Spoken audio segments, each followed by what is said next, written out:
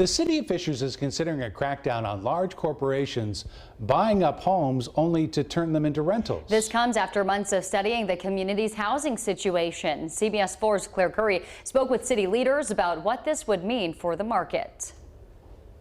Central Indiana have a life goal of buying a home, building equity, and then transferring that wealth to future generations. That's been a part of the middle class kind of American dream for a long, long time. We're just simply trying to put policies in place that would protect it. The city of Fishers took a look at the numbers. How many homes in the community are owned by locals and how many have been bought by outside investors to then rent out. There's well over 2,000 homes that we believe are currently for rent that are single family homes in our community. We have a number of neighborhoods that are well over 10% today, some reaching 25 and 30% rental.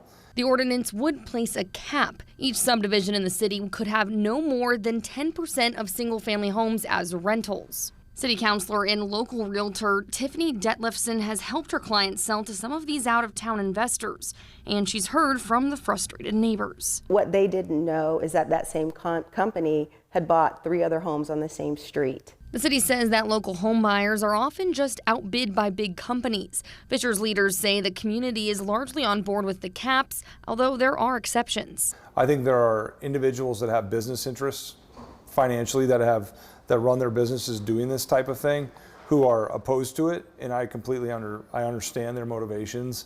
We just disagree on what's in the best interest collectively for the community moving forward. If this takes effect, current landlords can continue renting, however, cannot go over the 10% going forward. There will also be exceptions, which the city has already sat down to discuss. People who are renting to family members or dependents, people who are being relocated for work, your active duty military folks, or perhaps a house that has sat on the market for about 6 months and is proven difficult to sell. Within the next month or two, the city will be holding a meeting to hear from the public about the matter. If implemented, the policy could go into effect as early as 2026. In Fishers, Claire Curry, CBS 4 News.